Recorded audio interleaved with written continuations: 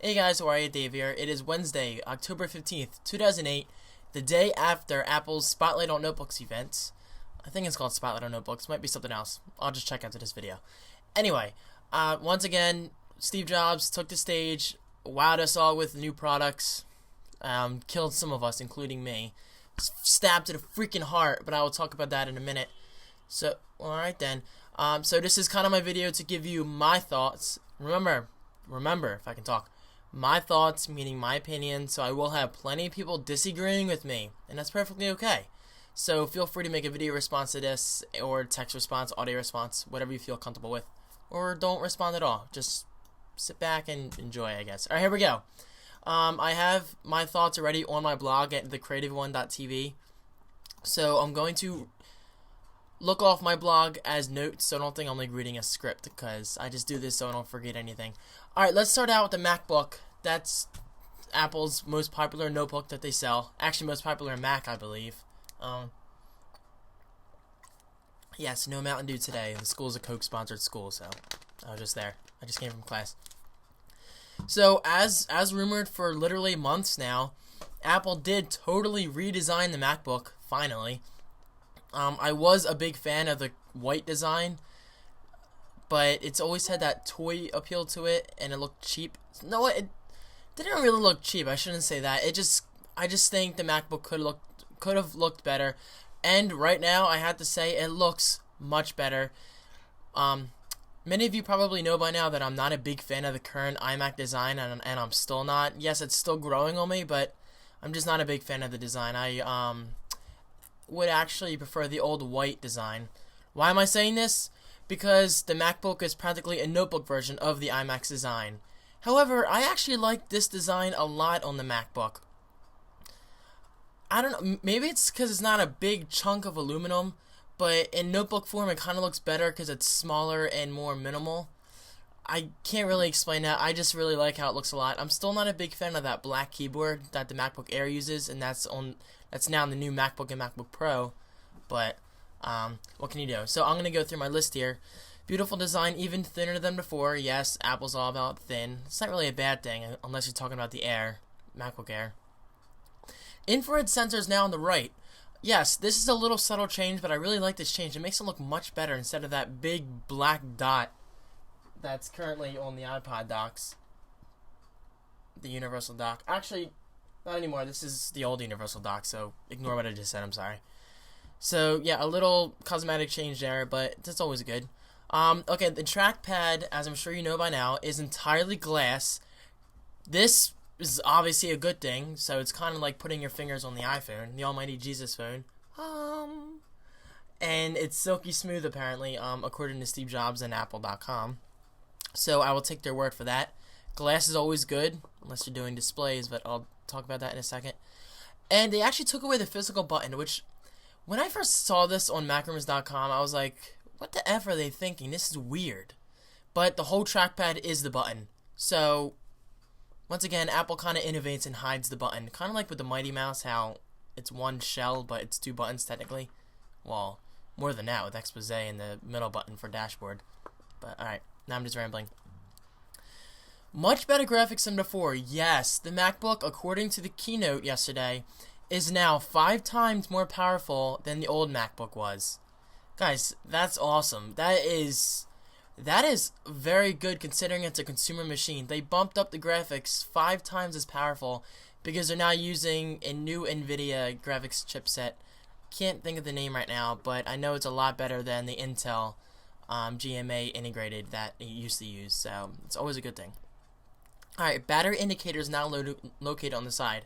Again, this is a cosmetic change, but it's a good change because I just like how it looks. Nothing really more to go about there.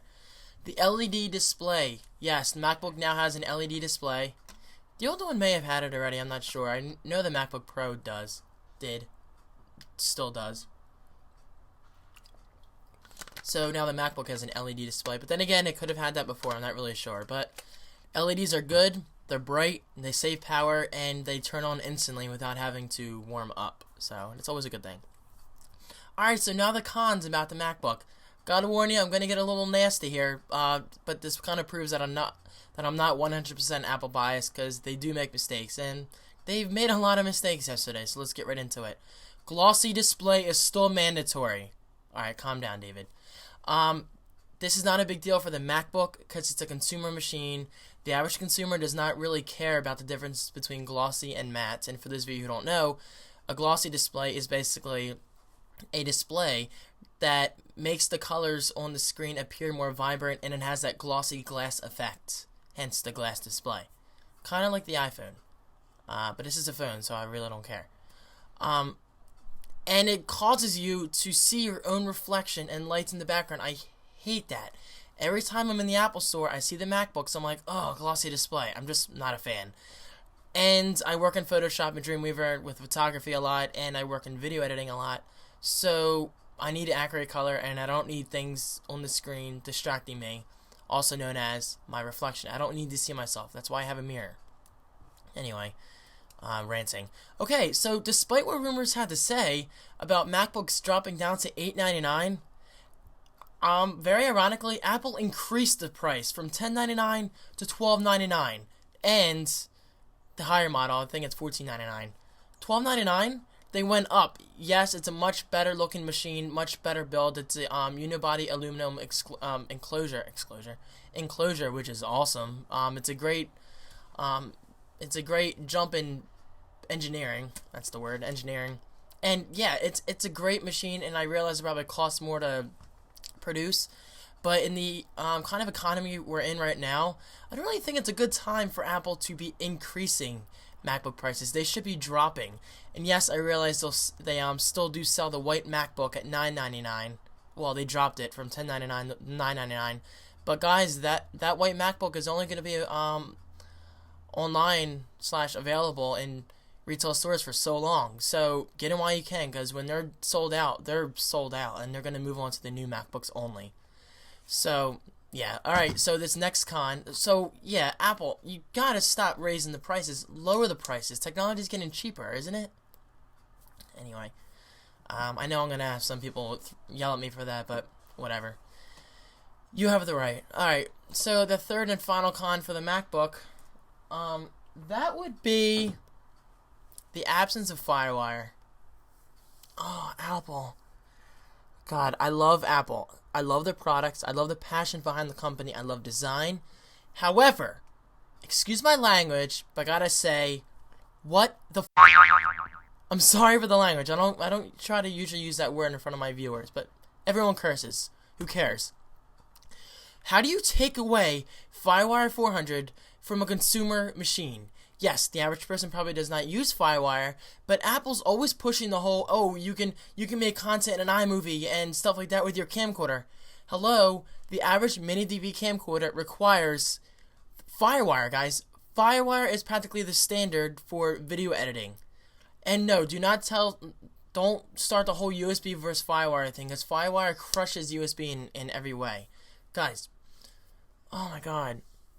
I know I'm not buying a MacBook anytime soon, but how do you take away an interface that you created? And yes, Apple did invent FireWire. How do they invent that and then take it away from the MacBook? From the MacBook Air, I kind of understand, because it's so freaking thin they can't even put it on there anyway. And you're not buying an Air to do that. You're just doing it for like web and whatever and on the go. But how do you take away FireWire from your most popular consumer machine? Huge mistake right here. They're shooting themselves in the face. No, not the foot, the face. Yeah, may seem pissed off right now, but I have the right, and I love Apple as a company, so I'm going to be honest when I say what they're doing great and what they're doing horrible at. So overall, the MacBook is a very nice upgrade. Overall, I would say everything's positive. There's few things like the absence of FireWire is weird, and the glossy display and the price increase, but it's not really a big deal, because you could always get the MacBook Pro. Oh, but allow me to go there next, because I'm going to rant even more. Alright, MacBook Pro. Basically, it's a bigger version of the MacBook. First of all, I have to say, I do not like how the MacBook and MacBook Pro look exactly the same despite its size. What are they doing here? The MacBook is a consumer grade machine, right? Obviously. But then there's the MacBook Pro, hence the name Pro, P-R-O, meaning professional. It looks exactly the same as the MacBook. I liked it when the MacBook and MacBook Pro looked different. Yes, you can still make the MacBook aluminum, but make it like the MacBook Air where you don't have the black border around the screen, and keep the black border on the MacBook Pro, which I actually like now, by the way. But sometimes I wish I was working at Apple and I could give my opinion, because Apple used to be so great about design, but lately they're disappointing me big time. Whatever. Alright, so, okay, this is where I gotta say, what the F again. And this, there's no excuse for this downgrade, technically. Downgrade and a fallback / con that I'm about to talk about. And that is the same with the MacBook, but for the MacBook Pro, sorry, I'm talking too fast. This is a very serious issue, guys. This issue is nothing even worth arguing about, because I am 100% correct about this. Glossy is mandatory on the MacBook Pro. Yes. Apple, I'm sorry to curse again, but what the are you thinking? God, I know I'm freaking out here, but Apple's always been the great company offering professionals their products to use. But to force glossy on a pro user like me, who uses Photoshop and Dreamweaver and video editing and all those programs, how do you force a glossy display on us? How do you seriously get away with that? Give us the freaking choice. I'm sorry I seem so mad here, but there's no excuse for this. Glossy display in the MacBook Pro? Where the hell am I supposed to go now? I cannot get a notebook from Apple without having to choose a glossy display. What are they doing here? And yes, I realize a 17-inch model is still there, unchanged for the most part. But I'm not going to freak out. Well, I'm already freaking out, but whatever. I may be embarrassing myself right now, but I really don't care, because Apple's really shooting themselves in the face multiple times here. They're losing their pro customers, guaranteed. A true professional does not go out there and pick up a MacBook Pro with a glossy display. It just doesn't happen. Moving on. FireWire 800 is supported, which is great. Yay, woo. But the absence of FireWire 400, again, what the F? Yes, I know you can use FireWire 400 on 800 with an adapter cable. However, I don't want to do that. I want FireWire 400 included on the MacBook Pro. This is a pro machine. Again, shouldn't I have pro features like FireWire 400 as well as FireWire 800? My freaking PowerBook G4 17-inch has FireWire 400 and 800, and I got that thing back in September of 2004. 8 years later, and they've killed 400. First the MacBook Air, then the MacBook, and now the MacBook Pro? Apple, what the hell are you thinking? God. You know, guys, I said I wasn't going to be biased, and I definitely was not lying, because, pretty frank, honestly, I'm just pissed off at Apple lately. They're making some horrible decisions. We need FireWire 400, guys, and 2 USB ports is a joke on a pro machine. We need at least 3 or 4. 2 USB ports? Apple, you really got to get on the ball with this.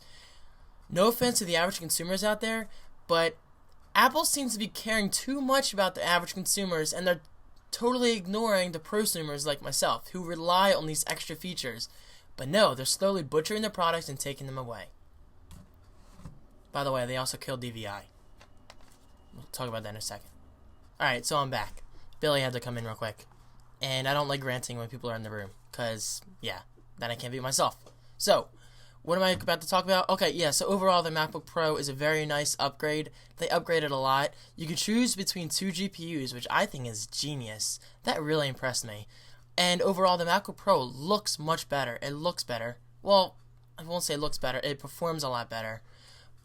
But, again, the number one complaint, well, 2 big drawbacks that I cannot stand is mandatory glossy display. No excuse for that, Apple. No excuse whatsoever, and I would really like to see somebody try to argue with me on that in the comment section or a video response, because there is no excuse for mandatory glossy displays. No excuse whatsoever. Now I'm just repeating myself. And FireWire 400, where the hell did you go? No excuse for that whatsoever. Alright, so this brings me to my final point, is the LED cinema display. Okay, so I was in class while the keynote was going on, and I was signed up for MacRumor's SMS updates via my iPhone, obviously, because I love my iPhone. It's one thing Apple did great in the past year, and past 2 years. And the thing is, when I first saw this update, I was like, finally, a new display. My video might be lagging, and if it is, I apologize. I'm like, finally, a new display. As you know, I have a 23-inch cinema display. Very happy with it. No complaints whatsoever. Well, it's a little thick, but that's because it was made like a few years ago. And that's the thing. Apple has not updated their displays in practically a couple to a few years, guys. And they finally updated it. They introduced the LED cinema display. First thing, let me say, beautiful design. This is exactly what the iMac should look like. Kill the little body in the bottom, just have a black border, and the back of it looks much better than the current iMac. It's a nice shade of gray instead of the ugly black on the back. I just don't like the black on the back of the iMac. The front's fine, but the back, eh. And yes, the back may not matter to a lot of you guys, but to me it does, because I'm all about design. And yeah, I really hope this video is not lagging too much, because I can see me lagging. Anyway, so and then my excitement was quickly killed when I found out that it only works on the new MacBook, MacBook Pro, and MacBook Air. Because it uses the mini display port, or whatever it's used. But apparently this is going to be the industry standard. Excuse me. So you would need an adapter to use with a computer like the MacBook Pro, the old ones, MacBooks. Basically, you would need an adapter to work with DVI to mini display, or whatever it's called. So overall, the display looks very nice. However, once again, they killed FireWire on it, which I kind of understand, because this is my theory. The display is also glossy, which of course pisses me off. Again, Apple loves glossy. I don't get it. Glossy sucks in my opinion. However, this is my theory. I think in January, Apple's going to roll out a slew of new displays, 20, 24-inch, and 30-inch displays, built with the prosumers like myself in mind. This means that they'll come out with matte displays, none of that glossy shit. And they'll come out with FireWire ports included, they better anyway, and USB ports, obviously that's practically a given, and hopefully built-in eyesight and microphone like the new LED cinema display has, which I find weird. If you connect to your MacBook, it has another eyesight built in with a microphone and speakers. So technically, you could have two cameras going at once, but I guess Apple's going for the whole, oh, I'm home from class, I want to close my MacBook and hook it up to a display, which I think is smart, and this idea could really take off. So the display they announced yesterday is not really geared towards me and many people out there. It's geared towards notebook users who want a desktop experience when they get home from wherever they were. So the display looks very nice. It's kind of overpriced. It's in like $8.99 or $7.99. It should be cheaper considering Dell's displays offer more bang for the buck. But I don't work for Apple, so I can't really make any changes. And real quick, I would like to apologize if I made a fool of myself in this video. Really don't care if anybody criticizes me for getting so mad over a company's product announcements. But like I said, I have a passion for this company, and I'm going to express my opinions. No biased thoughts, no fanboyism, none of that crap. This is the real deal, guys. I tell it like it is. And I would really like to hear your responses. Oh, and real quick, the MacBook Air was updated with the new processor, I believe, and the larger hard drive, I think. But the price remains the same. Overpriced. They got it. Apple, you gotta lower that. You gotta lower that. But apparently it's selling well. I don't know if that's true, but I'll just take their word for it. Alright guys, thanks for watching this. Hopefully I didn't freak out too much. And make a video response, please do, or at least reply via text or audio. And I apologize for the cut in the middle. I don't like the cut shots, but I had to in this case. Thanks for watching, and I look forward to viewing and hearing your responses, and reading, of course. Peace.